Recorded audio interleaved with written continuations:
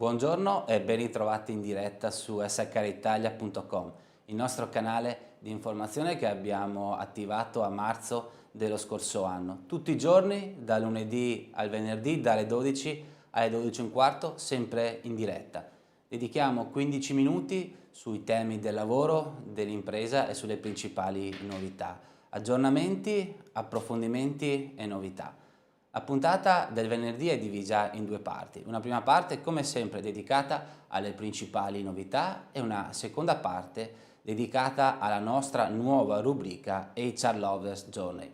Passiamo subito alle notizie dell'ultima ora.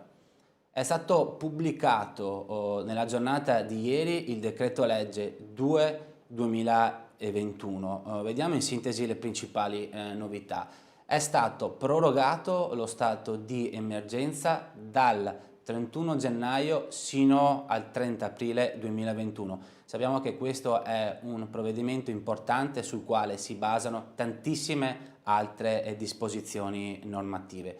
Nella giornata di oggi è poi attesa la nuova ordinanza del Ministero della Salute con la classificazione aggiornata delle zone per ciascuna regione. Sembrerebbe che in zona gialla rimarranno solo la Toscana, il Molise, la Sardegna e la Campania, mentre il resto d'Italia sarà o in zona rossa o in zona arancione. Sempre in giornata è poi previsto un nuovo DPCM con tutte le precisazioni sulle restrizioni e limitazioni dell'attività commerciale.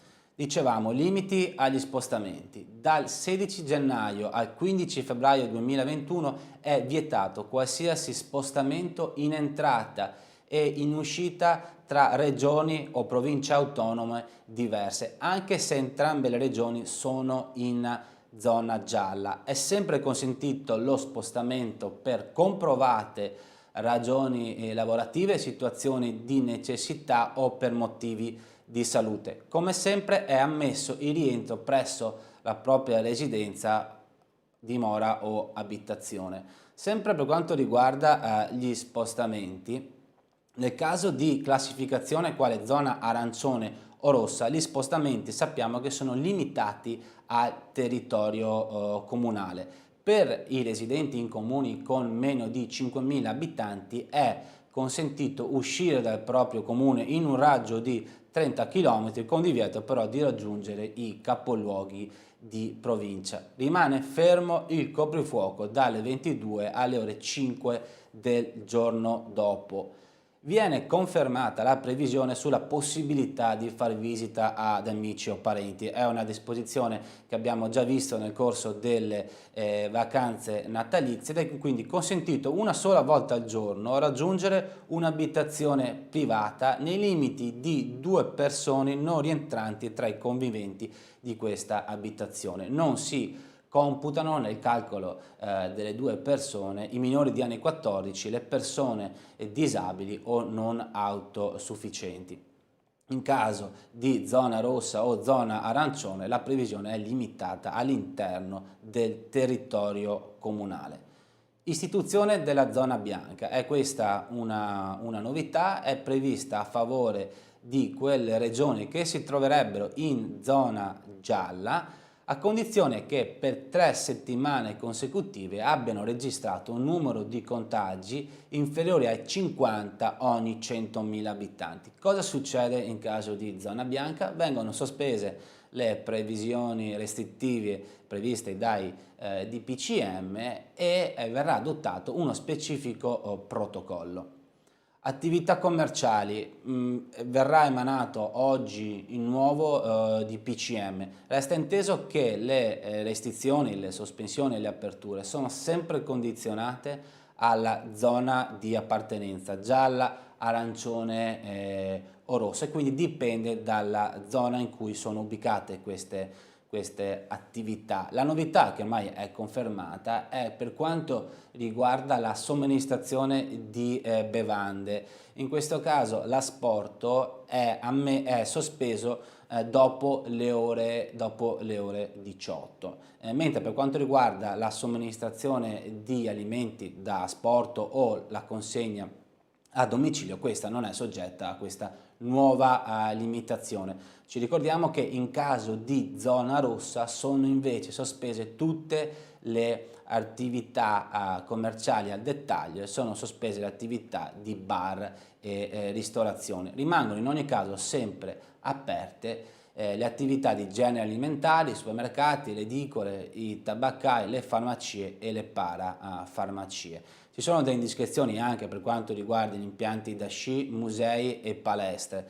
Infatti gli impianti da sci, la riapertura è prorogata al 15 febbraio, mentre fino al 5 marzo rimarranno sicuramente chiuse le palestre. Chiusi ancora cinema e teatri, mentre per i musei è prevista la riapertura da lunedì al venerdì, ferma restando la chiusura nei giorni festivi e prefestivi, solo nelle regioni in zona gialla. Per quanto riguarda le scuole, lunedì si riparte in alcune regioni, sono il Lazio, il Piemonte, la Liguria, Puglia e Molise. Potranno tornare sui banchi gli studenti delle scuole superiori con didattica in presenza almeno per metà delle lezioni. Vediamo ora due importanti messaggi che sono stati emessi dall'INPS in questi 2 giorni. Il primo riguarda il famoso bonus babysitting. Ci riferiamo a quella misura che è stata introdotta la scorsa primavera per favorire e per remunerare e ristorare le attività di babysitting che sono state eseguite dal 5 marzo fino al 31 agosto 2020. L'INPS interviene specificando che chi non l'avesse ancora fatto può caricare le prestazioni nel libretto famiglia sino al 28 febbraio 2021, quindi chi non l'ha ancora fatto ha tempo fino a fine febbraio 2021 per caricare le prestazioni all'interno del cosiddetto libretto famiglia. L'INPS poi ci tiene a precisare che le domande, le richieste di bonus babysitting andranno ad esaurirsi e le risposte da parte dell'istituto verranno ultimate entro al massimo il 12 febbraio 2021. Un secondo messaggio dell'INPS del 13 gennaio riguarda tutti i lavoratori con disabilità gravi. Il messaggio è importante perché in questo periodo le visite di revisione o di rinnovo dello stato di disabilità hanno incontrato purtroppo molti rallentamenti, sospensione e ritardi, ovviamente a causa dell'emergenza epidemiologica. Cosa specifica l'INPS? Che per tutti i lavoratori a cui è scaduto il verbale di invalidità e che sono in corso le procedure di rinnovo possono comunque chiedere di usufruire delle agevolazioni, dei permessi che derivano dal loro status, anche se non avevano mai fatto domanda prima. In questo caso l'INPS concede in via provvisoria i benefici che in caso di conferma e rinnovo dello stato di disabilità grave avranno efficacia decorrente dalla data dell'istanza. In caso di mancato rinnovo l'INPS procederà al recupero del beneficio, mentre per tutti coloro che avevano già fatto richiesta di questi benefici e sono in corso la procedura di rinnovo, è la stessa legge a prevedere che mantengano fermi tutti i benefici previdenziali. Vediamo ora assieme i webinar della prossima settimana. Incominciamo martedì con Barbara Peressoni, Brexit, impatriati, trasferte all'estero. Mercoledì poi con Simone Cocchetto e Sergio Turchetto, licenziamenti collettive, chiusure aziendali, quali soluzioni per le imprese in difficoltà. Infine giovedì nel ciclo Reset con Valentina Fabruzzo, costo del lavoro e budget, tutte le agevolazioni e incentivi per il lavoro nel 2021. Passiamo ora alla seconda parte, HR Lovers Journey.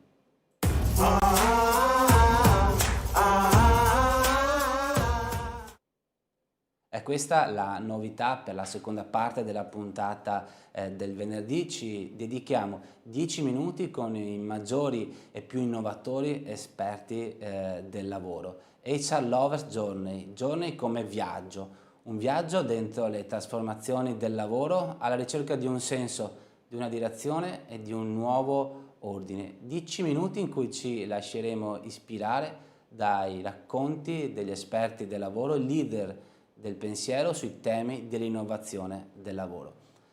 Il primo incontro è con Ernesto Martinelli, Head of People Empowerment del gruppo Enel. Con lui affronteremo tutto il mondo e tutto il modo in cui il gruppo Enel ha affrontato quello che è stato uno dei più grandi cambiamenti nel mondo delle risorse umane. Ernesto Martinelli lo ha definito come una nuova normalità e ci illustra quali sono stati gli strumenti e i mezzi con cui la società ha affrontato questo cambiamento. Lui l'ha definita una rinascita evolutiva e una straordinaria opportunità di crescita per favorire l'empowerment delle persone. Ci lascia poi un messaggio davvero importante. È il momento di passare dal me al we, perché è proprio insieme che possiamo sorprendere. Noi vi lasciamo alla visione del video e vi aspettiamo lunedì sempre in diretta a partire dalle ore 12. Buona giornata.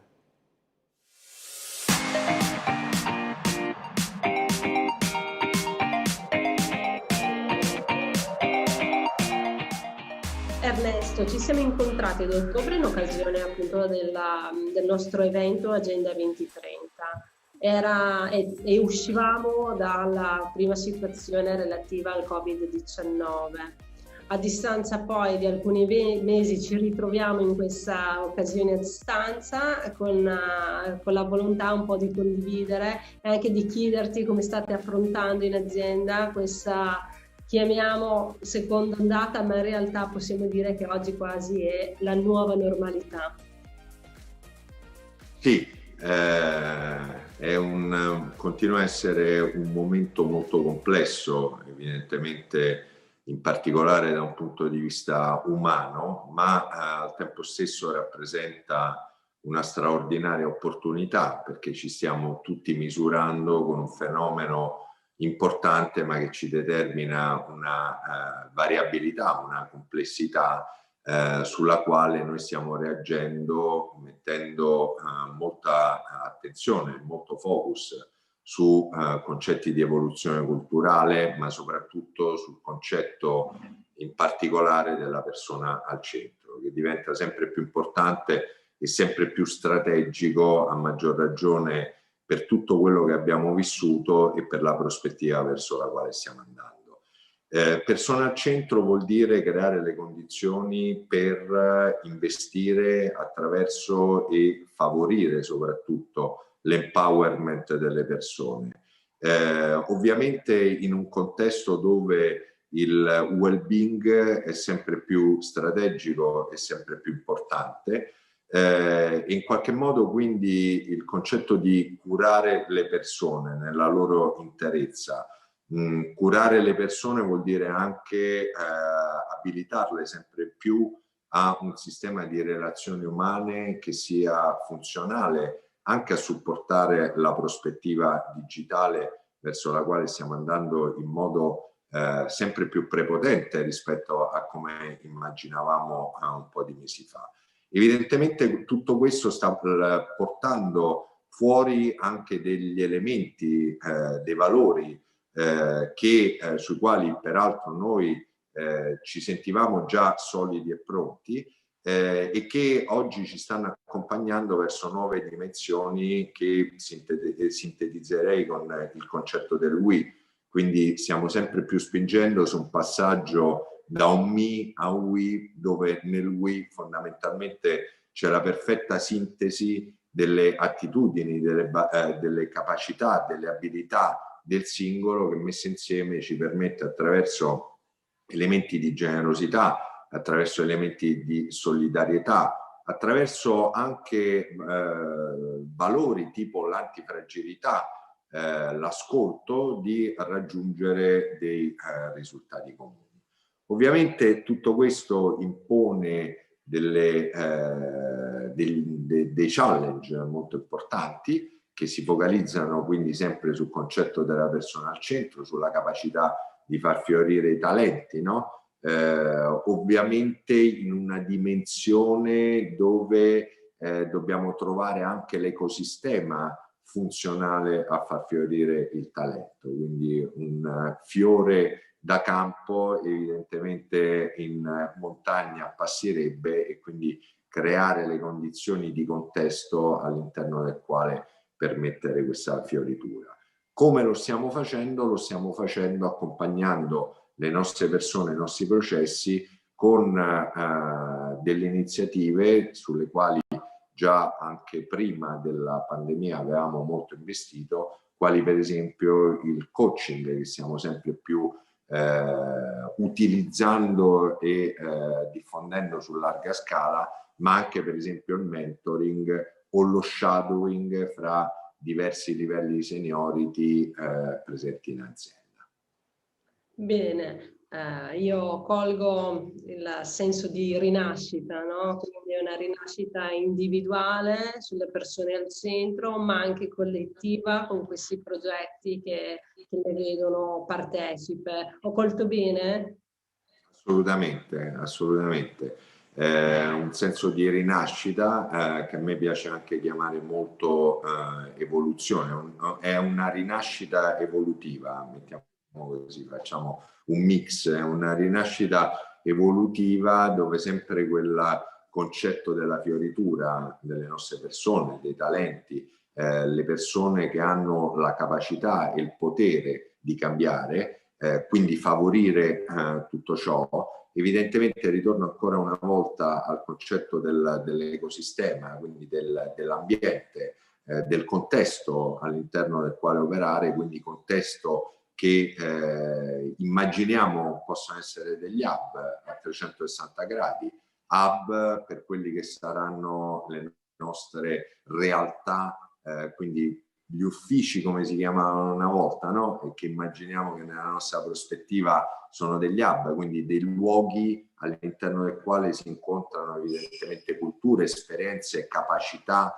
che messe insieme creano valore. Evidentemente gli hub, il concetto di hub deve essere un concetto che sempre più guida il nostro modo di interagire, il nostro modo di lavorare, e quindi che coinvolge non solamente tutto l'ambiente interno, ma anche che favorisce una profittevole dinamica in relazione anche con tutto l'ambiente circostante, quello specificamente lavorativo, con l'obiettivo quindi di contaminare, ma soprattutto essere contaminati, quindi attrarre la capacità di metabolizzare e quindi di produrre ulteriore valore attraverso l'interazione.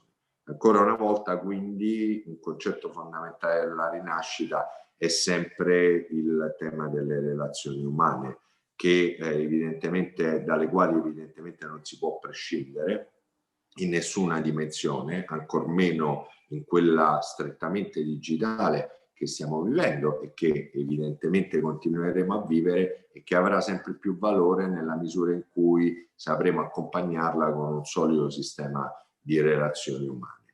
Quindi ci sono anche dei cambi, dei nuovi cambi sugli spazi di Enel, che stai anticipando, lo posso leggere tra le righe? Ci sono sicuramente degli investimenti, delle azioni. Io però più che all'aspetto propriamente fisico-logistico vorrei pensare all'ambiente, all'aspetto culturale, perché evidentemente poi tutto il fisico-logistico abbellisce ed è funzionale ma serve il concetto culturale, no? Che accompagna poi le persone in questo percorso, in questa evoluzione che di fatto già stiamo vivendo, perché vorrei dire che a distanza ormai di diversi mesi dal primo giorno di lockdown c'è stato un cammino molto importante, ma c'è stato in Enel come c'è stato complessivamente, evidentemente, quindi questa capacità di capitalizzare e evolvere sempre di più sono degli elementi fondamentali. E allora ti chiedo solo un pensiero da lasciarci, che rappresenti un po' questo momento storico che stiamo tutti vivendo. Ma il pensiero,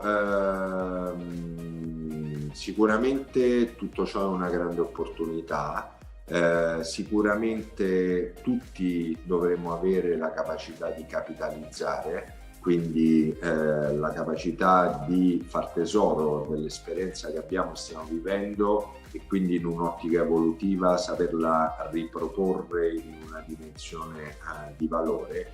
La sintesi la vorrei fare con una sorta di motto che noi in cui crediamo molto, che insieme possiamo sorprendere, quindi il passaggio da quel me a quel vero we, che permette veramente a tutti quanti insieme di poter sorprendere.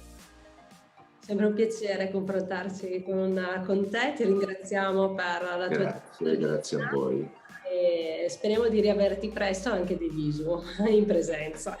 Certo, grazie. Grazie.